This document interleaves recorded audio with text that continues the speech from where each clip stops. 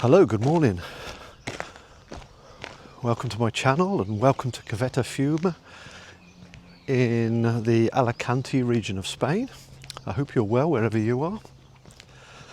I thought I'd bring you out on a little walk with me to give you a few updates on what's been happening since I posted my last video. And share some big news with you actually, or at least it's big news for us. Okay, so in the last video I told you how we were struggling with accommodation and how we felt under pressure because even though I am an EU citizen, my wife isn't, and so she only has 90 days here before she has to leave, and therefore we wanted to sort out all her residency application before the 90 days is up. And to do this, there's a whole range of things that need to be done, and it's turned into quite a complicated project really. There's lots of dependencies between the different tasks, and you have to wait quite a long time for one task to be completed, and so there's quite a lot of sort of frustration and tension in this whole process that we're going through at the moment. But it's coming together. We're starting to understand what it is we have to do. But one of the things we need in order to become residents here is obviously to have somewhere to live. And we were getting quite desperate, and we were looking into some options, one of which included staying in one apartment for 1 month and then a second apartment for 2 months. And the fees for us were going to be over 3,000 euros just to arrange this. And we were thinking, we're going to spend so much money on this, it's absolutely crazy. So we didn't rush into anything, we stuck with it. Kept on looking, not sure where I'm going here, but let's keep walking. We tried not to panic and stuck with it. And eventually we got lucky and we found a lovely apartment. It's just right for us. It's a little bit small, maybe, it's not big enough, for example, to have our family over to stay. But for my wife and I, it's just perfect. It's got a balcony, it's overlooking the sea, it has a swimming pool. But most importantly, it's a proper long-term rental contract, which means we don't have to pay estate agency fees, and it means the landlord or landlady can't just throw us out on a whim. So we're quite well protected. And the estate agent we've been dealing with, we've got very friendly with, and really enjoyed spending time with her and getting to know her. And that's important because in these kind of situations as an immigrant, when you don't speak the language and where you're having to make large financial commitments and sign contracts, then you need to be able to trust the people you're dealing with. And so it's very reassuring when you find someone that you're absolutely sure you can trust. And that's what we found here. So we're absolutely delighted. We move in tomorrow and we can't wait. We've been staying in temporary accommodation up until now, and it's been okay, but we felt a little bit isolated because we're quite far from where we want to be. And we're living out of suitcases, and it doesn't feel like home really. So we're absolutely ready for this move. So anyway, that's great news. We're really excited about that. And we have our first home in Spain. And I can't believe it really. And we've only been here for just under 1 month, so I think we did really well with that.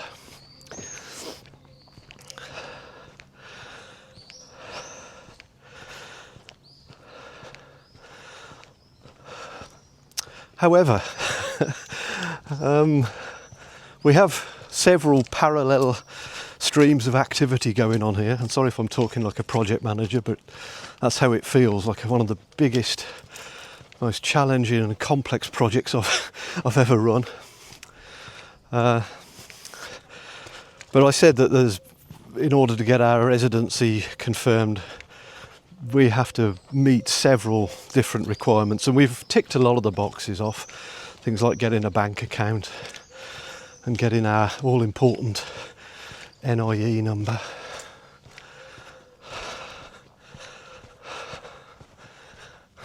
Morning. But the one thing that's really important, both for the residency but also for our well-being, is to sort out our health insurance. And we're pursuing two different paths here because they have both a private healthcare system here and a public healthcare system. And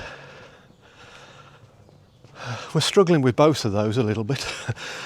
So the public one, I need to come to some arrangement with the healthcare provider in Germany that I pay into. And so I'm sending off messages in German and in Spanish, trying to connect the two organisations together, trying to get some agreement on my quite unusual situation. And progress there has been painfully slow, and I would say I'm right at the very beginning of understanding exactly what needs to be done in relation to that.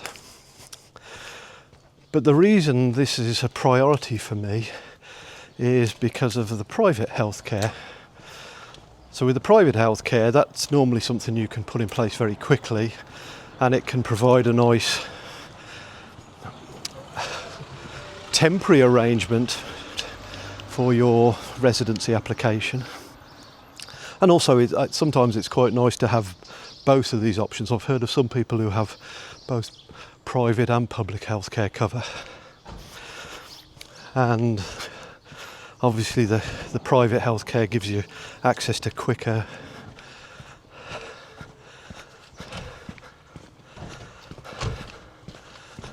hola.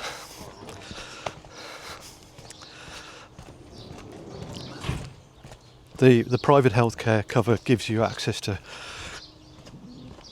quicker treatment. So the waiting times are shorter if you go private. But maybe the private healthcare cover doesn't give you absolutely everything you want, and so the public healthcare cover is quite a nice sort of backup or safety net for you. And that's really important for me because I've discovered that some of the private health insurance companies won't insure me because of the fact I've had cancer. Or they will insure me, but they won't cover anything to do with cancer. And that's creating some stress and some difficult emotional moments, I would say, with me, because when I was first refused insurance, it made me think, oh gosh, this means I'm high risk, and it kind of brought back all these thoughts of, oh, will my cancer return, and am I neglecting myself here because I'm not getting the regular checkups that I'm supposed to be having? But I've sort of come to terms with this, and I'm feeling less stressed and less emotional about it now. I'm starting to see that there is a way forward here, and that we have made a lot of progress in a short length of time. I'm luckier than probably many immigrants who come here because I have alternative options. If it all goes wrong, or if I really struggle with this, I can always go back to Germany or back to the UK.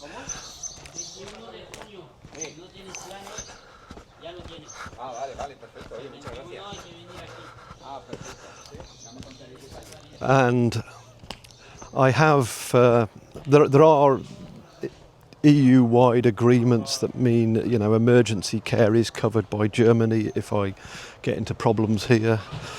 I do have savings which I can use. I don't want to, but I could use if I really have to get things done. So for example, I'm supposed to have regular PSA tests to make sure my prostate cancer doesn't return. And I've not had one. I'm supposed to have them every 3 months, and I guess I'm now up to 4 months since my last one.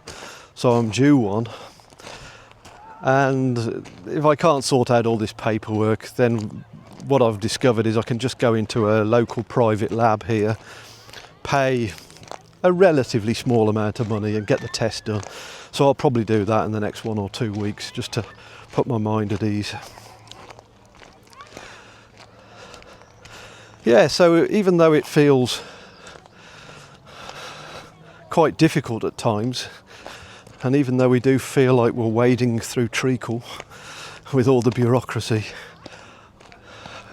I'm still seeing the positive side of all of this, and I'm feeling extremely grateful for this opportunity to do something completely new and different in my life. It was only not last night, the night before, I went to a political event here. I've never done anything like that before, but it awoke something in me. I found myself really interested, really motivated. I spoke up. I felt like I contributed to the discussions, and in the end I've given them my contact details, and maybe I'll get a little bit involved, and it was really interesting to learn how local politics works here in Spain, and it was interesting to learn about the issues in the towns here that you might not notice as a tourist, but which are really important and need to be resolved. And yeah, if there's something I can do to help with that, then that'll be fantastic.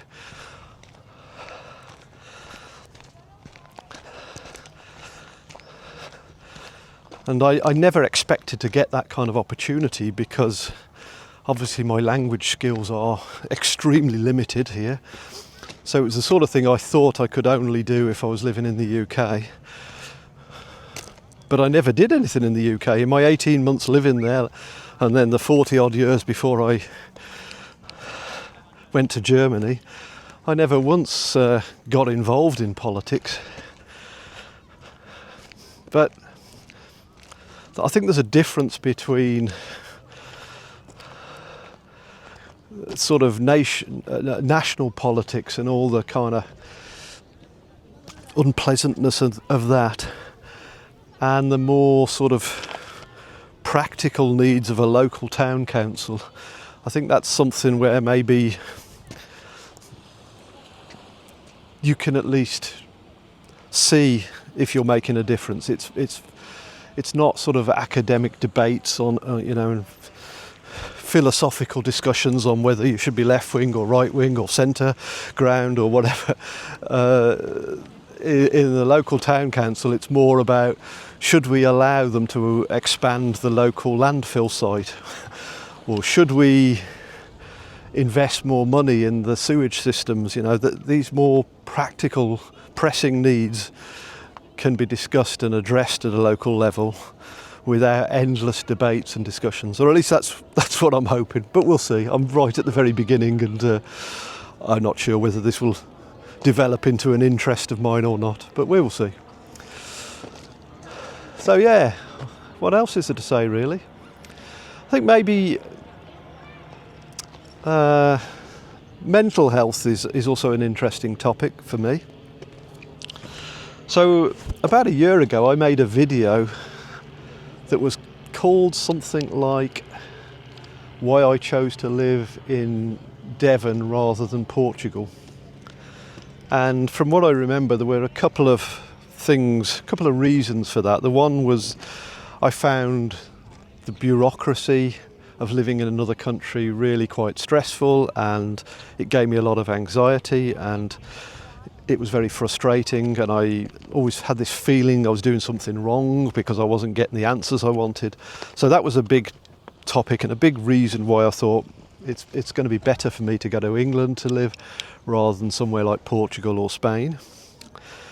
And then the other reason was I was on a pathway towards a possible cancer diagnosis at the time, and I felt the need to get all my affairs in order, to get everything sorted out so that if anything happened to me, my wife and children would not be left in a mess.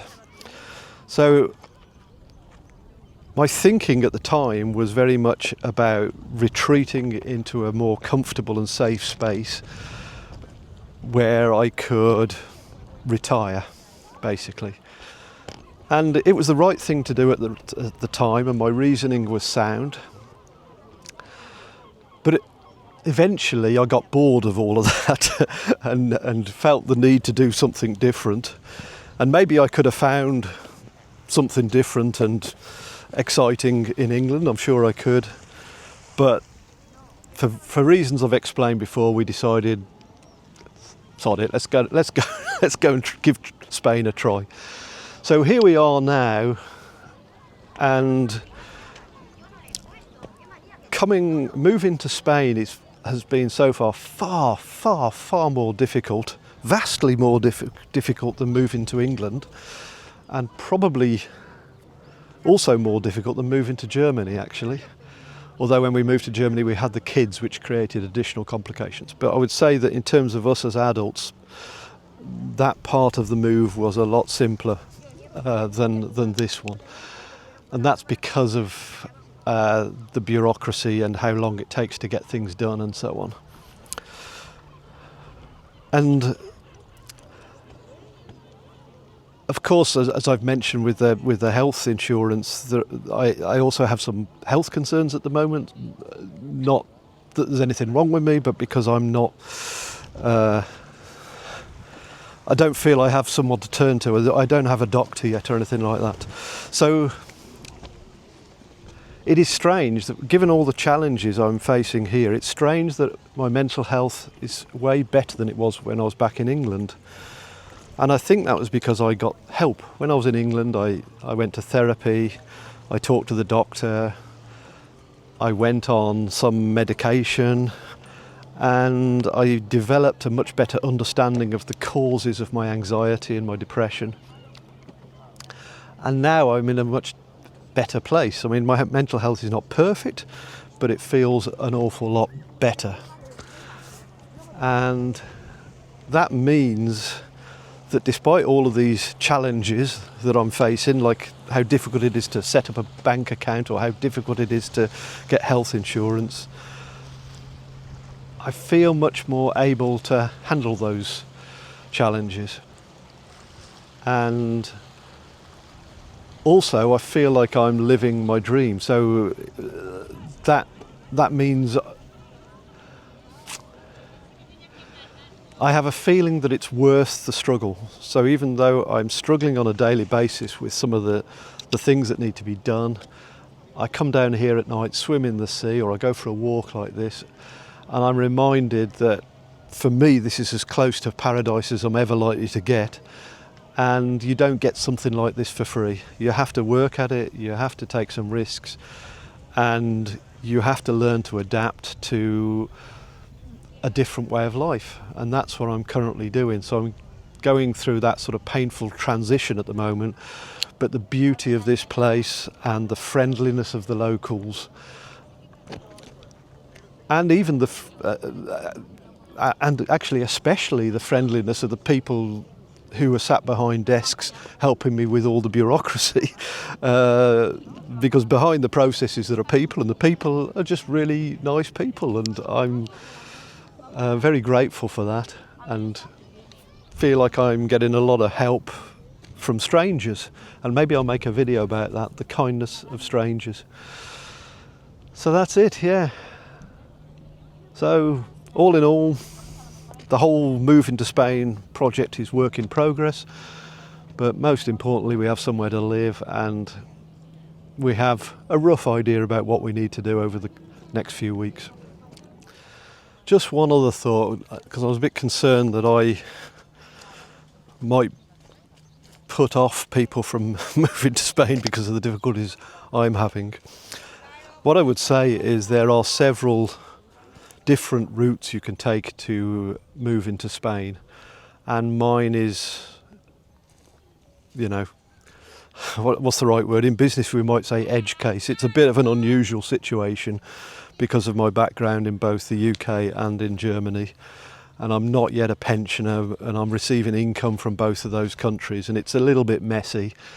I think maybe for other people, particularly pensioners or maybe students, there might be simpler routes than I'm taking, but I actually don't know that. But I thought I'd mention that because I think my situation is probably a little bit different to the majority of people. Okay, that's it then. Thank you. Bye.